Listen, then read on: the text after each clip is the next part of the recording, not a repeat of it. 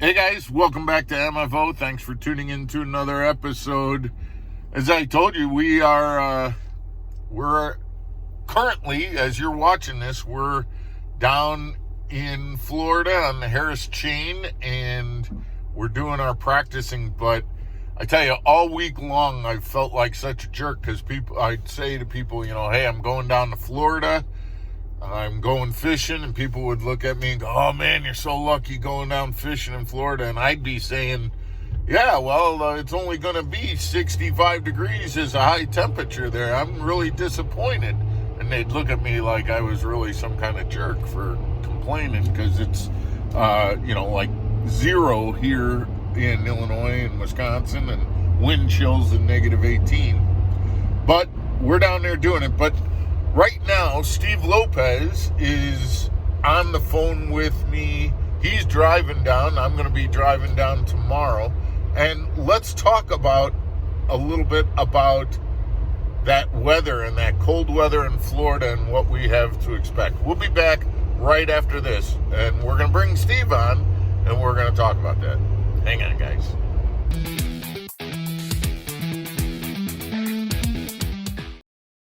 Welcome back to Mark Fisher Outdoors, everybody. I'm Mark Fisher. Hey, Steve, are you there? I am. How are you, Mark? How's the driving right now? I've driven down I-65 quite a bit in my life, from Wisconsin to Florida to Tennessee to Kentucky. I'm a little too far south to have this much snow and ice on the roads and trees and in the farm fields. So where are you right now? It's pretty wild. I'm south of Louisville. South of Louisville, and you got snow on the ground. Oh yeah. Completely covered. Let's see if anybody. I'm coming up to Bowling Green. Yeah. Kentucky. So pretty much coming into Tennessee, Nashville. You're approaching that area, right? Right. Yeah, but wild. It's just wild. Well, let's talk, and it's gonna. I think you're gonna get a little day of decent weather, but for the most part, when we're on the Harris Chain, we're looking at high temperatures in the mid 60s, low temperatures at night in the 30s. Yeah, and I mean, there's no doubt. I mean, a rookie could be saying, well, that's not going to bode well for Florida fishing. What are your... Yep. Now, the one thing that everybody keeps going but is it's a full moon on the first day of practice, right? it is. Yeah. So biological clocks, time of day is a big thing, obviously, where we live, right? Yep. Water temperature, I feel like, is a little less important than time of day and biological clocks. They just have to go in May once the ice gets late April or May into June.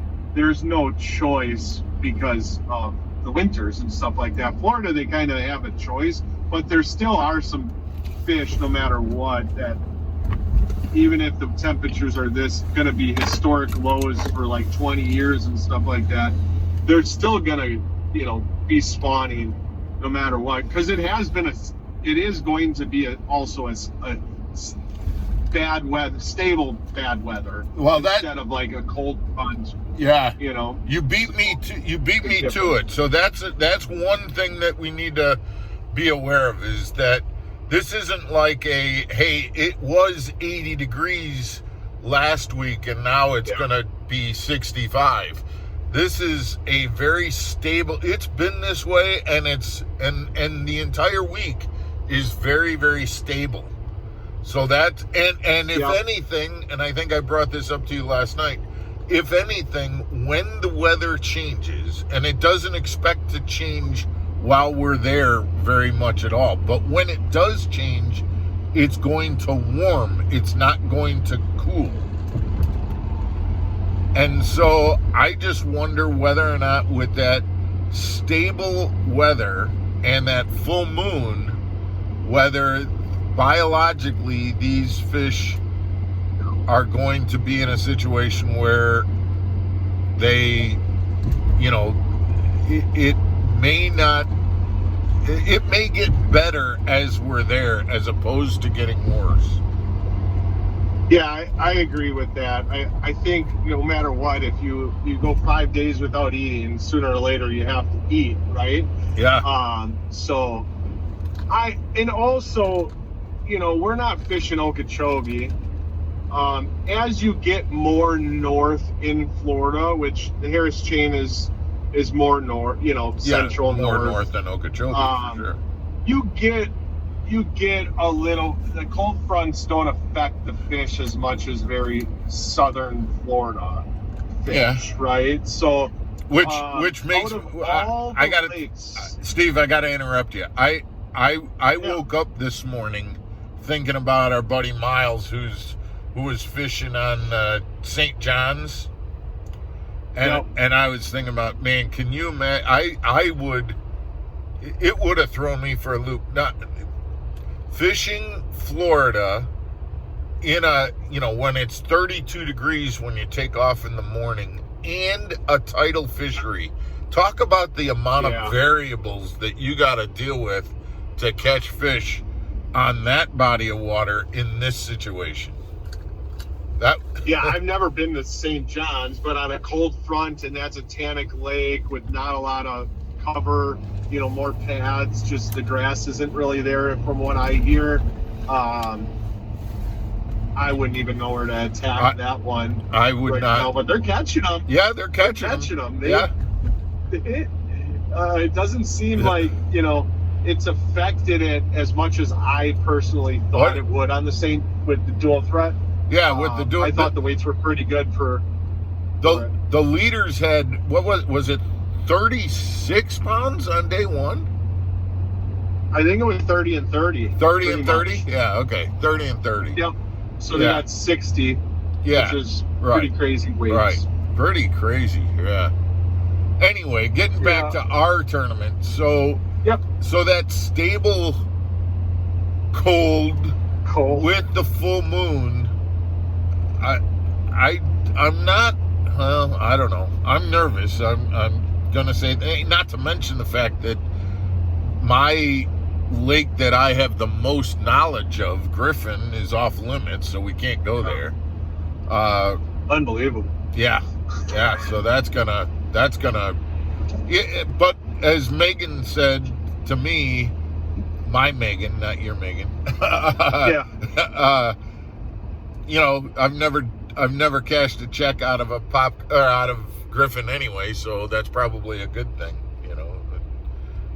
Yeah, you got to try something new. That's sometimes we get in those bad habits of fishing where we go to where we have confidence and we don't try something new. I think some of the best tournaments I have are just free rolling it a little bit, releasing some of the waypoints that I've had in previous tournaments. But I'm not a huge waypoint guy for that reason. But does it ever, unless it's complete structure? Does it ever amaze you?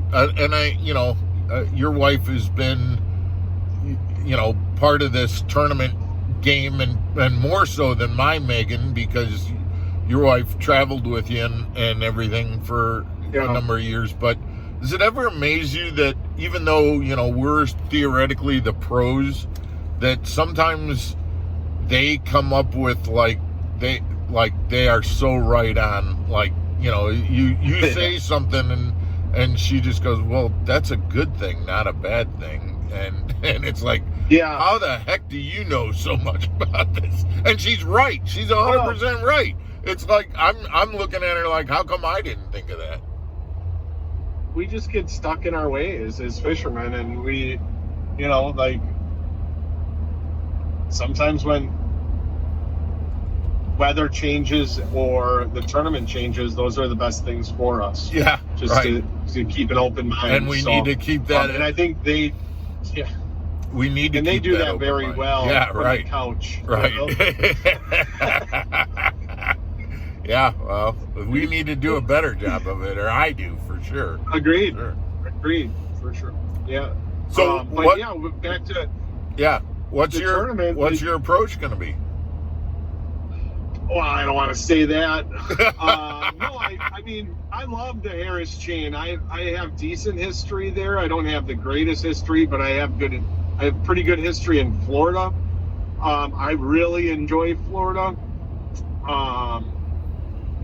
Grass, flipping, moving baits. It just sets up really well for my style of fishing, usually.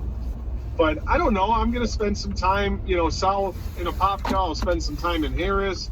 I'll spend some time in every single lake.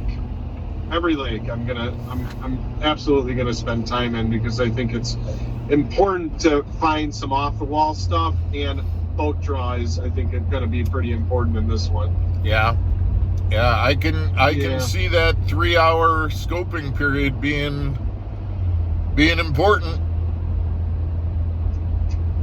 Do you agree or disagree? Yes, especially with the cold front, I do think it's going to be important. I know it's harder to scope in Florida than, we just saw what, Drew and some people did at Gunnersville with the 3-hour scope period. So people, I don't personally know if it's that. He makes it look easy. It's not that easy. No. That's not what I'm trying to get at. But Florida is definitely harder to scope in 3 hours than a Gunnersville in January when there's bait balls everywhere. Right. So, right. That's more my theory on it. That the scope period is important to 3 hours, but not as important as it would be on, say, on Gunnersville, very pre-spawn bait ball tournament like Gunnersville was. Right. So, yeah. I do think finding, if you can find a few bedded fish and have those in your back pocket just to start off the day right is important. It could be important if they stay. So 100%. I also there's something to be said, personally. This is a thought that's gone through my head, and that is, I don't know that we're gonna be in a situation where there's gonna be some big females necessarily up on beds. I'm not counting on that, but you could run into, either in channels or in hay fields where, you can go through and pretty much pick off some decent, male fish that are moving up. And there's something to be said for going out, getting a quick limit of, 2-pound males, and then being able to, okay, I got my 5, it's 10 o'clock in the morning, and now I'm going to go and, try and fish the deeper stuff to try and find those females. I mean, that is a potential strategy. It is, yeah. You could also flip it, right? Find some. Yeah. I mean, the Harris. What I love about the Harris chain is it's a very decision-making lake. Yeah. Like, your decisions is going to make your tournament no matter what. Yep. Because you could spend an hour and a half one way. You could spend 48 minutes going to Griffin. You could spend. There's a lot of decisions that you can make that could be poor, Yeah. and cost you a lot of time. Right. And hurt you. So that's why I really like the Harris chain compared to like some other lakes where you can just run around freely. You can't do that on the Harris. It'll get you in a lot of trouble. Yeah, you're right. So, your poor decisions can cost you in a lot of ways. Burn up a lot of time, And I've done it. I've gone from Dora, so in Beauclair, to Griffin. And if you know the you know the Dead River to Haynes Creek and back through the lock, I mean, that takes up a lot of time. Yeah, and I've made those poor decisions. You kind of got to commit one way or the other. Right. All right, buddy. Well, I'm gonna let you get back to your drive. Drive safe in those conditions, and I appreciate. It's crazy. It's just nuts right now. It's snowing, salt trucks. We're in Bowling Green. It's just wild times right now. You must be behind one of the 2 salt trucks that Tennessee has out on the roads right now. There was 2 of them back to back, so they have at least 2 of them, and I got behind them. So, yes. All right, guys. Hey, we appreciate you tuning in. Hit the subscribe button, the like button, the hype button. Thank you, guys, and we will see you tomorrow for another episode of Mark Fisher Outdoors. Take care, everybody. Thanks, Steve. Thanks.